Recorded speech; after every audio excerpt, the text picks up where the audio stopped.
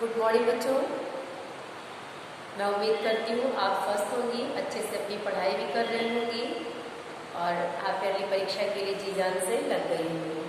तो बच्चों, आज हम लोग कल संधि पढ़ रहे थे।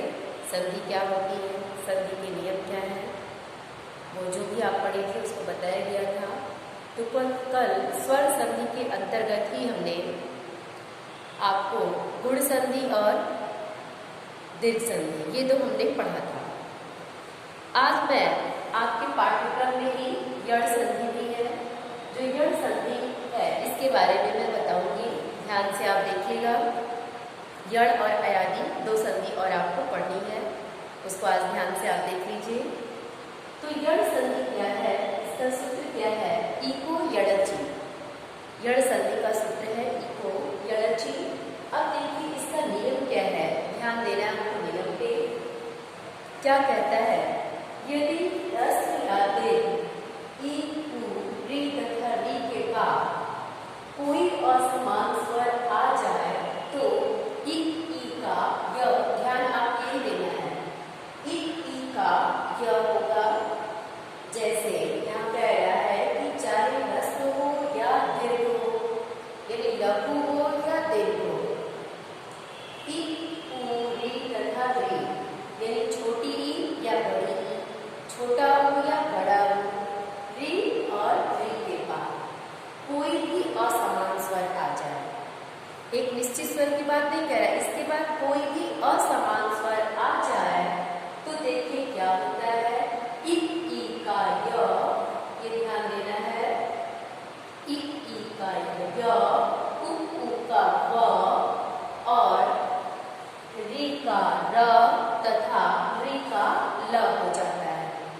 इस परिभाषा को जब आप ध्यान से सुन लेंगी, देख लेंगी, समझ लेंगी तो यण संधि में आपको कोई परेशानी नहीं होगी।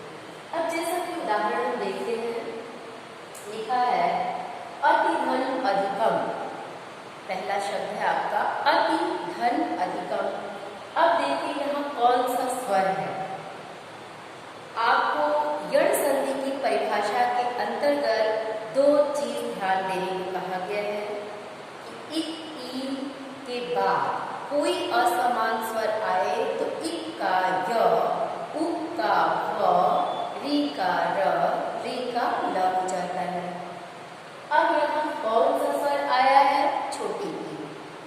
अति, अति जब हम उच्चारण करते हैं तो अति में त पे छोटी ई की मात्रा है, तो यहाँ छोटी ई आ गया।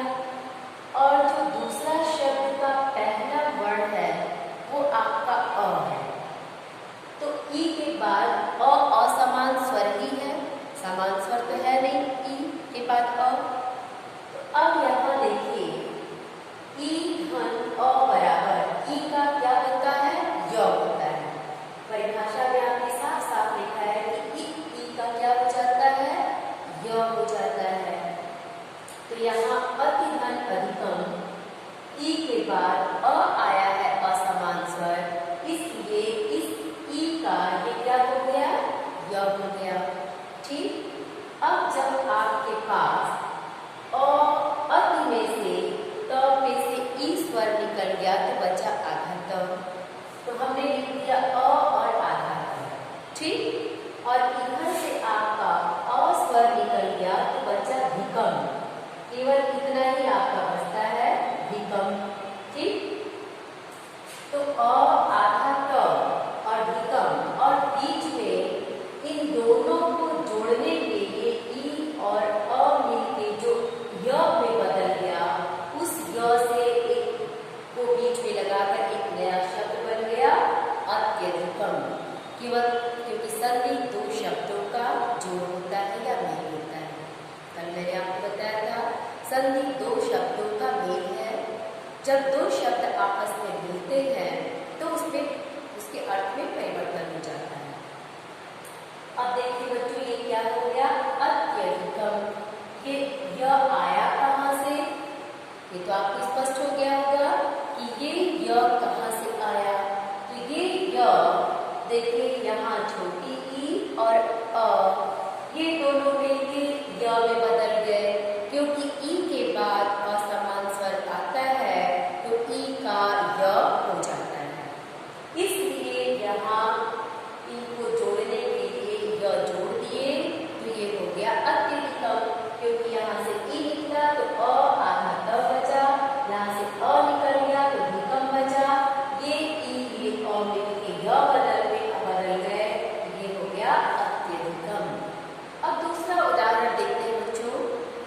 आपका ऐसे ही है।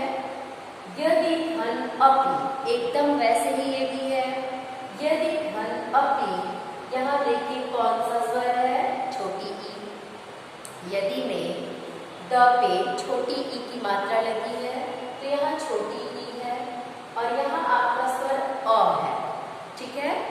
ई के बाद ये दूसरे शब्द का पहला वर्ण अ है। ई के बाद अ आने से ये भी किसमें बदल गया, य में। किसमें बदलेगा, य में। अब देखिए मेरे पास बचा य और आधा द। आधा द क्यों बचा, क्योंकि छोटी ई इसमें से निकल चुकी है, इसका स्वर निकल चुका है इससे। तो यहाँ लिखते हैं य और आधा द। यहाँ से केवल पी बचेगा क्योंकि ये अ और ये ई आपस में मिल गए। ये दोनों आपस में मिल के य में बदल गए। तो य आधा द और ये जो दोनों मिलकर य में बदले वो य यहाँ लिख दिए और यहाँ जो प बचा है पी वो लिख दिए। एक नया शब्द बन गया यद्यपि, ठीक है। अब आगे देखना है दूसरा, देखिए उदाहरण मधु धन अन। अभी तो ई के बाद असमान स्वर का य हो जाता है और उ के बाद कोई असमान स्वर आए उ का व हो जाता है। उ का क्या हो जाएगा, व हो जाएगा। अब यहाँ देखिए लिखा है मधु धन अन। तो ध पे कौन सा स्वर है बच्चों, छोटा उ। ध पे छोटा उ है तो अब छोटा उ और यहाँ अ है। यहाँ का स्वर अ है, यहाँ छोटा उ है तो उ धन अ बराबर व। क्योंकि उ के बाद असमान स्वर जो भी आएगा तो उ का हो जाता है व। अब देखिए यहाँ से म, जब उ निकल गया तो बचा आधा ध। तो म आधा ध और जो उ और अ मिल के व में बदले हैं उस व को यहाँ दोनों को जोड़ने के लिए लिख देंगे और इधर से जो भी बचा है वो लिख देंगे।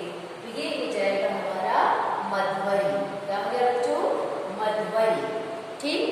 क्यों यहाँ व लिखे हम, क्योंकि उ के बाद असमान स्वर जो भी आता है तो उ का व हो जाता है, इसलिए यहाँ हमने व लिख दिया, हो गया मध्वरी। और यहाँ य क्यों लिखा, क्योंकि ई के बाद असमान स्वर आने पे ई का य हो जाता है, इसलिए हमने यहाँ लिख दिया यद्यपि। अगला उदाहरण देखिए सुधन आगतम। लिखा है सुधन आगतम। सा पे छोटा उ है, ठीक।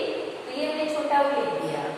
जब इससे स्वर निकल गया, जैसे देखिए निकलने का मतलब मैं ये कहती हूँ कि ये व्यंजन है, ठीक। क, अगर हम इस क से ये स्वर अ निकाल देते हैं तो ये आधा क हो जाता है, ये ऐसे होता है, ठीक है। तो अब यहाँ पे देखिए सुधन आगतम लिखा हुआ है तो सु में से छोटा उ जब स्वर निकल गया तो बचा आधा स और इधर से आ निकल गया तो बचा गतम, केवल गतम बचा।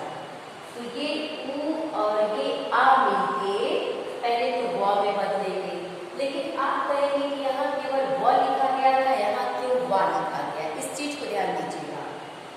यहाँ केवल व इसलिए लिखा गया क्योंकि यहाँ अ था, स्वर क्या था, अ था और यहाँ स्वर हमारा आ है। उ के बाद असमान स्वर आता है तो उ का व होता जरूर है, लेकिन जो स्वर यहाँ रहता है वो स्वर इस पे लग जाता है, ठीक। उ के बाद असमान स्वर अ आया, आ आया तो आ का वा हो जाएगा, क्योंकि उ का व होता है, यहाँ आ स्वर है इसलिए इस पे आ लग जाएगा तो ये वा हो जाएगा। तो ये क्या हो जाएगा, स्वागतम। क्योंकि उ निकल जाने पे आधा सा बचा, ये उ और ये आ मिल के वा में बदल गए और इधर से ये हमारा गतम बचा तो ये वा इसमें जुड़ गया तो ये हो गया स्वागतम। आगे अगला उदाहरण देखते हैं मातृधन आज्ञा। अब देखिए मातृधन आज्ञा, री का क्या होगा, री का हो जाएगा। री का तो र होता है, लेकिन यहाँ आ होने से ये रा हो जाएगा। अगर आ नहीं होता, केवल अ होता तो र होता, लेकिन यहाँ आ होने से ये आ हो गया, रा हो गया। तो माँ आधा त है, त और र मिलके त्र बनता है, तो ये हो जाएगा मात्रा या, क्योंकि आ निकल चुका है, री निकल चुका है, तो ये री और ये आ मिलके रा हो बदल है। आधा त बचा था हमारे पास, तो माँ में आधा त रा लगाएंगे तो त्र बन जाएगा, तो ये हो गया मात्रा या। वैसे आगे देखिए, री धन आकृति, तो री धन ला, आ बराबर ला, क्योंकि जब यहाँ से री के बाद असमान स्वर आया तो री का ल होता है, री का ल होता है, लेकिन यहाँ आ स्वर होने से ल का ला हो जाएगा। तो अब ये आधा ला पे ये आ जुड़ जाएगा, तो ये ला और इधर से कृति, तो ये हो जाएगा ला कृति। वैसे देखिए, प्रतिधन एकम, प्रतिधन एकम, यहाँ त पे छोटी ई है और ये पहला स्वर ए है। ठीक, देखिए ध्यान दीजिएगा, यहाँ छोटी ई है, लेकिन यहाँ स्वर आपका ए है। कहा गया है कि कोई भी असमान स्वर आए तो ई का क्या होता है, हर परिस्थिति में ई का क्या होगा, य होगा, ई का हमेशा य होगा, लेकिन जो स्वर यहाँ जो बनता है वो उसके ऊपर लग जाता है। तो अब यहाँ असमान स्वर ए आया है, तो ई का य होगा, लेकिन यहाँ ए होने के चलते इस य पे ए की मात्रा लग गई। ठीक, ई का य तो हो गया, लेकिन यहाँ ए होने के चलते ये य पे ए की मात्रा लग गई। अब जब हम इसको जोड़ेंगे तो प्र आधा त, क्योंकि ई स्वर निकल चुका है, तो प्र आधा त और ई और ए मिलके ये में बदल गए, तो ए और कम हो गया प्रत्येकम। वैसे एक और उदाहरण देखिए, अनुधन केशणम, अनुधन केशणम, यहाँ कौन सा स्वर है, ऊ है, ऊ का व होता है, ऊ का क्या होता है, व, ऊ का व, ई का य, लेकिन जो ये स्वर होगा वो स्वर उसके ऊपर लग जाएगा। तो ऊ धन ए बराबर वे क्यों हो गया, क्योंकि ऊ के बाद असमान स्वर जो भी आता है उसका व हो जाता है, लेकिन जो ये स्वर होता है वो उसके ऊपर लग जाता है, इसलिए ये वे हो गया। तो अ आधा न, ए और ऊ मिलके वे में बदल गए, तो अन्वेषणम, ये हो गया अन्वेषणम। मैं उम्मीद करती हूँ बच्चों आज आप यण संधि भी अच्छे से समझ गई होंगी, और मैंने आपको तो पत्र लिख के दिया था, उसकी फोटो कॉपी खींच के मैं दी हूँ आपको, वो दोनों पत्र आप जरूर तैयार कर लीजिएगा। उसी तरह से एक पत्र और आपको बता दे रही हूँ, लिख के भी दे दूंगी। जैसे मान लीजिए आपको कोई व्यवसाय खोलना है, कोई बिजनेस करना है और बैंक से आपको लोन लेना है, ऋण लेना है, जिसको कर्ज कहते हैं हिंदी में। तो ऋण लेने के लिए आपको अगर बैंक को पत्र देना है तो कैसे देना है वो लिख के मैं आपके पास भेजूंगी उसको भी, क्योंकि वो अभी मैंने आपको नहीं दिया है। और एक चीज़ और बच्चों देखिए, आप 11th में हैं, आपको निबंध भी आएगा 9 नंबर का लिखने के लिए परीक्षा में। तो निबंध कैसे लिखा जाता है आपको 6 से ही बताया जाता है, उसकी रूपरेखा, प्रस्तावना, कोई भी चीज़ पूछा गया तो उसका कारण और निवारण।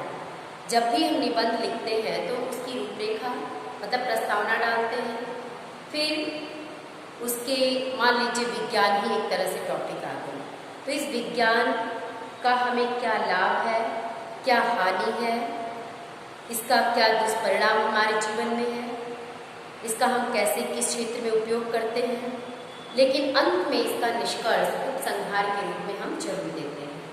तो जब भी कोई निबंध आपको आएगा, प्रस्तावना, बीच में उसके कारण, निवारण और उसके उपसंहार जरूर आप डालेंगे।